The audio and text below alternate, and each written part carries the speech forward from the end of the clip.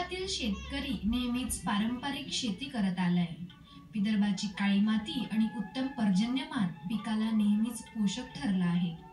ही नैसर्गिक संपत्ती आणि त्यात विज्ञानाची भर या दोघांची सांगड घालून आधुनिकतेच्या शिखरावर चढायला वैदर्भीय शेतकऱ्यांनी सुरुवात केली आहे.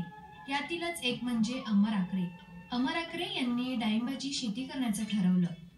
डाळिंब हे पश्चिम महाराष्ट्रातील प्रमुख फळपीक आणि हे पीक त्यांनी नागपूरच्या काळ्या मातीत घ्यायचं ठरवलं. साहजिकच अनेक अडचणी त्यांच्या पुढे येत गेल्या. मात्र या सर्व समस्यांवर मात करून आज डाळिंबाचं भरघोस उत्पन्न ते घेत आहेत.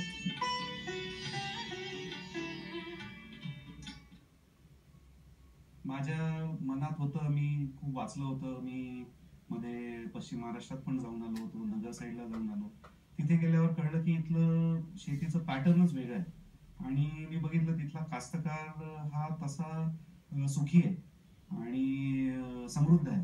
तर मग त्याचं मी कारण जाणून घ्यायचा प्रयत्न केला. त्यांच्याकडनं इन्फॉर्मेशन मिळाली की तुम्हाला रोप नागपूरवरनं पण मिळतील, अजून बऱ्याच ठिकाणी मिळतील, पण जर तुम्ही नगरहून घेतली तर तिथे टेस्टेड रोप मिळतात.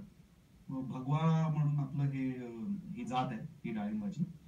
तर नगरहून मग आपण रोप बोलवले, जवळपास 3000 रोप बोलवले. आणि एप्रिलला आपण पूर्ण आधीचं सगळं गहू जे काही होतं ते सगळं काढून पूर्ण शेत साफ करून पूर्ण ड्रिप सिस्टम इथे जे बसवलेलं आहे त्याचं आधी सगळं काम करून पूर्ण नियोजन करून, जसं ही 7 एकर शेत आम्ही हे 4 वॉल मध्ये डिवाइड केलेलं, म्हणजे बरोबर 4 त्याचे पार्ट्स पाडलेले. त्याच्यामुळे आता तो पूर्ण कंट्रोल आपल्या हाती आल्यामुळे हिंमत केली की आता डाळिंब लावायचं. या परत आपल्या ऍग्रिकल्चर डिपार्टमेंट कडनं एक इन्फॉर्मेशन मिळाली की तुम्ही आंतरपीक घेऊ शकता. मग आंतरपीक काय घ्यायचं, तर याला साजेसं असं पपईचं एक पीक आहे. मग हे 12x8 वर लागवड असल्यामुळे आम्ही मध्ये पपई घेतली. हे कुबोटाचं एक ट्रॅक्टर आम्ही बघितलं आणि ते परफेक्ट होतं. त्याला फवारणी यंत्रापासून तर सगळे त्याचे इक्विपमेंट्स आम्ही घेतले. छोटंसं कल्टिवेटर घेतलं, छोटंसं रोटामीटर घेतलं जे 3 फुटातनं बरोबर चालेल असं. त्याच्यामुळे मग आमचं त्या ट्रॅक्टर आणि त्या फवारणी यंत्रामुळे इकडे पपईलाही फवारणी होऊन जायची आणि इकडे डाळिंबालाही फवारणी होऊन जायची.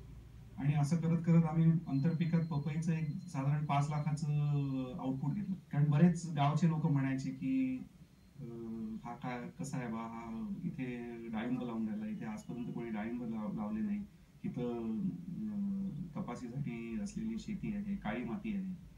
पण जेव्हा मी शेतांमध्ये फिरलो आणि माहिती घेतली तर कळलं की त्याला लावायची थोडी पद्धत वेगळी आहे. जसं आता हे बेड दिसत आहेत, तर आपण हे जेव्हा रोप आणलं हे डायरेक्ट जमिनीत लावलं. आणि मुरमाळ शेती असते तर आपण पहिले बेड बनवले असते, मग त्याच्यावर लावलेलं असतं. पण ही काळी माती असल्यामुळे आपण ते पहिले जमिनीत लावलं, त्याच्यानंतर आपण हळूहळू ते बेड सिस्टम केलं. त्याची कोणाला इथे खास अशी जाणीव नव्हती. तुम्ही इथला परिसर फिराल तर आता करतायत लोक बेड, पण आधी हे बेड करणे वगैरे, मग बेड कशाने करायचे, हाताने तर एवढं पॉसिबल नाही. मग बेड मेकर, मग ती बेड मेकरची कन्सेप्ट कळली, मग ती जाऊन दुसऱ्याच्या शेतात बघितली. असं हळूहळू करत याच्यात बरीचशी डेव्हलपमेंट केली. आणि दुसरी मदत काय झाली की या सगळ्या गोष्टीला लागणारा खर्च जो होता, पण आपले खैरनारजी झाले, मदनकरजी यांच्याशी बोलून आम्हाला सगळ्याच्या त्यांनी सबसिडी मिळून दिली, जी योग्य सबसिडी होती. जसं ट्रिप मध्ये सबसिडी होती, त्याच्यात सिंगल ट्रिपला होती तर सिंगल ट्रिपला आम्हाला सबसिडी मिळून दिली. त्याच्यानंतर ट्रॅक्टरला पूर्वसंमती घेऊन दिली, त्याच्यात आम्हाला सबसिडी मिळाली.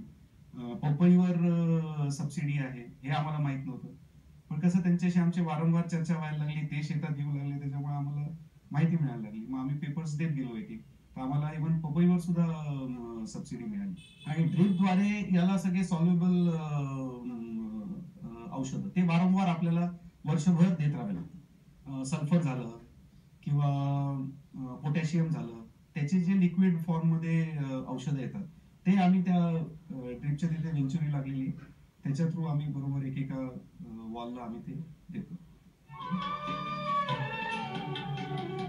आपल्या जमिनीचं माती परीक्षण करून त्यांनी भगवा या जातीची निवड केली. नैसर्गिक खत ठिबकद्वारे जमिनीत मुरवण्याची सोय केली आणि लागवड केल्यापासून 4 वर्षातच डाळिंबाला बहार आला आणि आता किमान प्रत्येकी झाडाला 10 वर्षापर्यंत फळधारणा होत राहील. या प्रगतीचं सर्व श्रेय जातं त्यांच्या अभ्यासू वृत्तीला आणि परिश्रमाला.